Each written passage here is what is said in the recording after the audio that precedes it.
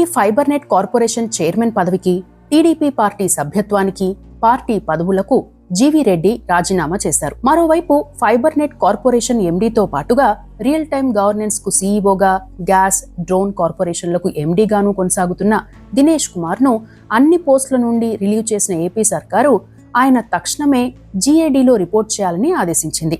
మొత్తం మీద ఈ చర్యలతో ఫైబర్ నెట్ కార్పొరేషన్లో నెలకొన్న వివాదానికి ఏపీ సర్కారు సమగ్రంగా ముగింపు పలికినట్లయింది.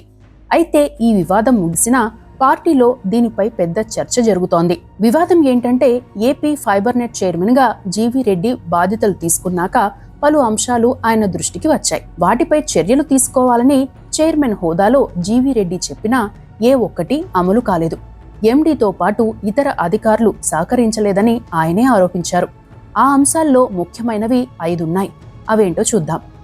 అందులో మొదటిది వ్యూహం సినిమా వ్యవహారం, రెండోది జీఎస్టీ వ్యవహారం, మూడోది ఉద్యోగుల నియామకం, నాలుగవది విజిలెన్స్ ఎంక్వైరీ జరుగుతున్న టైంలో పేమెంట్స్ వ్యవహారం, ఐదవది కేబుల్ ఆపరేటర్ల వ్యవహారం.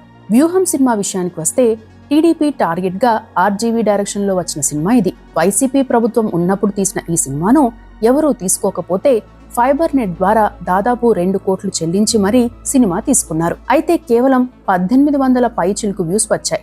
కానీ ఉద్దేశపూర్వకంగానే డబ్బులు చెల్లించారనేది ఆరోపణ. ఈ డబ్బులు వెనక్కి రాబట్టుకునే విధంగా న్యాయ పోరాటం చేయాలని జీవీ రెడ్డి సూచించారు. విచారణ కూడా జరుగుతోంది.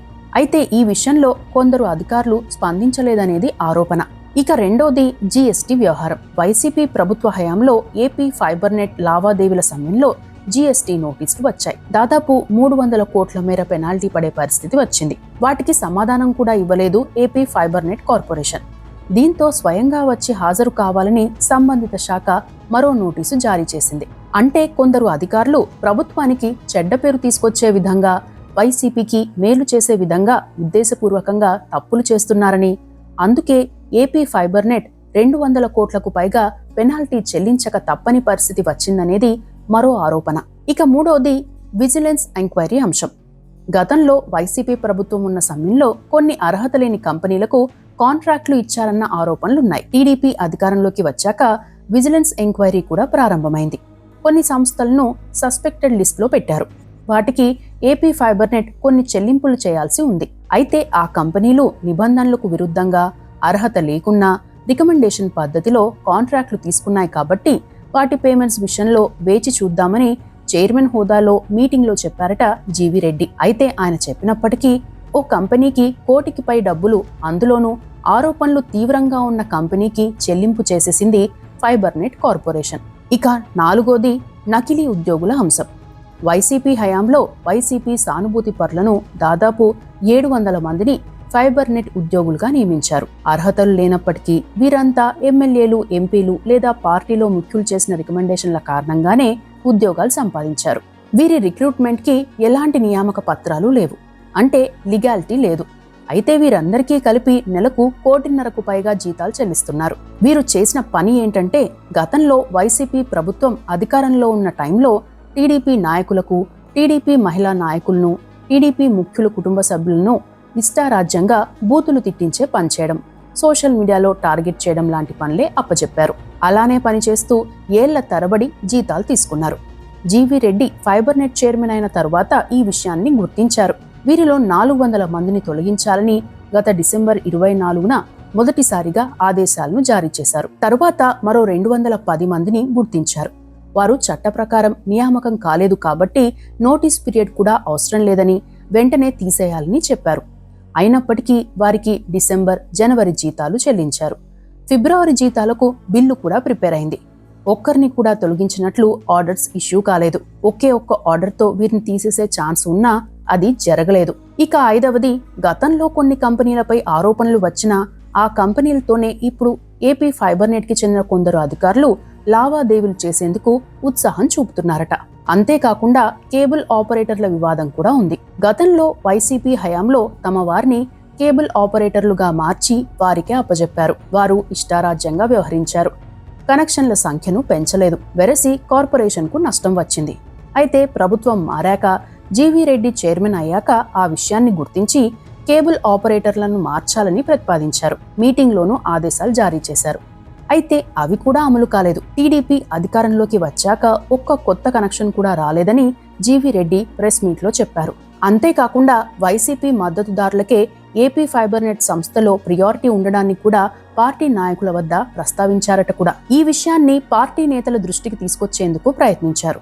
అయితే అది సాధ్యం కాలేదు. దీంతో ఇంకా ఎన్ని రోజులు ఇలానే కొనసాగాలి, కేవలం చైర్మన్ పదవి అలంకారం కోసమేనా అనే అభిప్రాయం ఆయనలో వచ్చింది. అంతేకాకుండా ఇలాగే కొనసాగితే ప్రభుత్వానికి నష్టం రావడంతో పాటు పార్టీకి కూడా చెడ్డ పేరని భావించారు. మరో ముఖ్యమైన అంశం ఏంటంటే, రేపు పొద్దున పరిస్థితి అటో ఇటో అయితే ఆయన పదవి చేపట్టిన తేదీ నుండి మొదలు ఆయన ఆ పదవిలో ఉన్న చివరి తేదీ వరకు జరిగిన లావాదేవీలకు ఆయన కూడా బాధ్యత వహించాల్సి ఉంటుంది. అధికారులు ఎలాగోలా తప్పించుకునే అవకాశం ఉన్నా జీవీ రెడ్డి రాజకీయ నాయకుడు కాబట్టి ఆరోపణలు, ఎంక్వైరీలు ఎదుర్కోవాల్సి ఉంటుంది. తాను చెప్పిన మాటలకు విలువ ఇవ్వకుండా కార్పొరేషన్ అధికారులు వ్యవహరిస్తున్న తీరుకు, వారు చేస్తున్న పనులకు తన ప్రమేయం లేకున్నా తాను జవాబుదారీగా ఎలా ఉండాలనే ప్రశ్న కూడా తలెత్తిందని చెబుతున్నారు.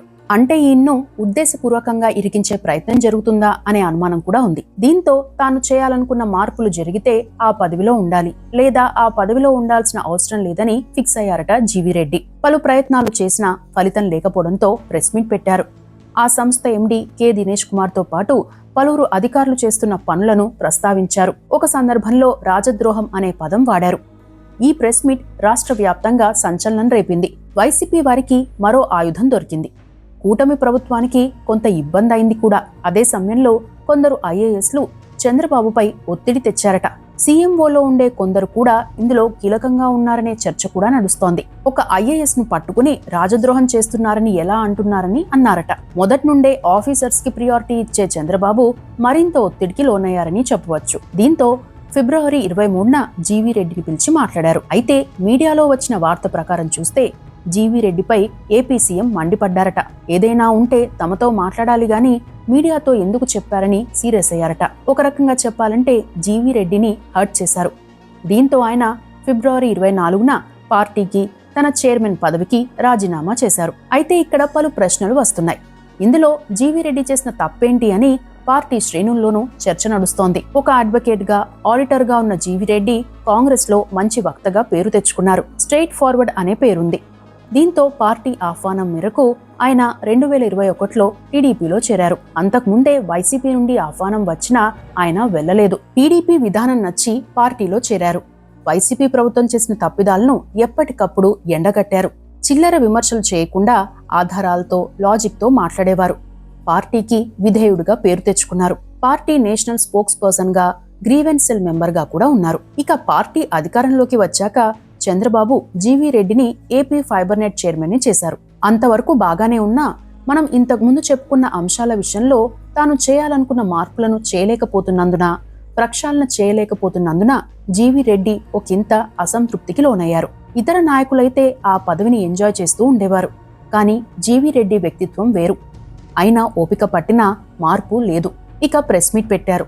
అప్పటికే ఏ పరిస్థితి వచ్చినా ఎదుర్కొనేందుకు సిద్ధపడ్డారని కూడా చెబుతారు. అయితే ప్రెస్ మీట్ పెట్టిన తర్వాత చంద్రబాబు పిలిచి మాట్లాడడం వేరు, మందలించడం వేరు. జీవీ రెడ్డితో మాట్లాడి చర్చించే అవకాశం ఉన్నా చంద్రబాబు ఆ పని చేయలేదని చెబుతున్నారు. అందుకు ఐఏఎస్ లో ఒత్తిడి కారణమై ఉండవచ్చు. అయితే గతంలో ఎన్నో అవమానాలు ఎదురైనా స్పందించని కొందరు అధికారులు మాత్రం చంద్రబాబు సీఎం కాగానే వేగంగా స్పందించడం కూడా గమనించవచ్చు. అందుకు బ్యూరోక్రాట్స్ కి చంద్రబాబు ఇచ్చే ప్రియారిటీనే కారణం కూడా.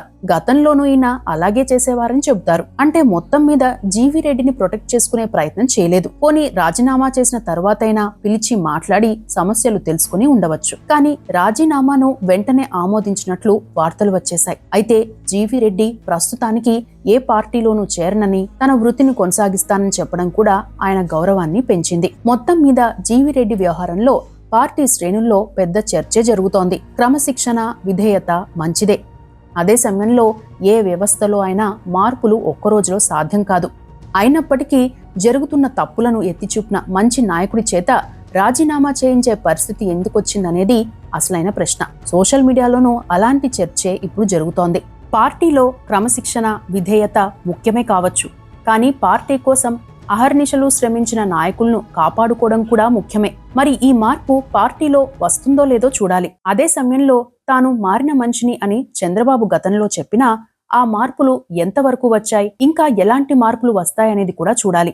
ఇక్కడే మరో ముఖ్యమైన అంశం ఏంటంటే GV Reddy AP fibre net corporation వ్యవహారం అటుంచితే రాష్ట్రంలో చాలా చోట్ల బ్యాలెన్సింగ్ గా ఉండాల్సిన అధికారులు ఇంకా వైసీపీకి అనుకూలంగా పనిచేస్తూనే ఉన్నారన్న ఆరోపణలున్నాయి. వారి వ్యవహారాన్ని ప్రశ్నిస్తే తమ విషయంలో తమ పార్టీ సర్కారు ఎలా రియాక్ట్ అవుతుందనే చర్చ కూడా టీడీపీలోనే ఉంది.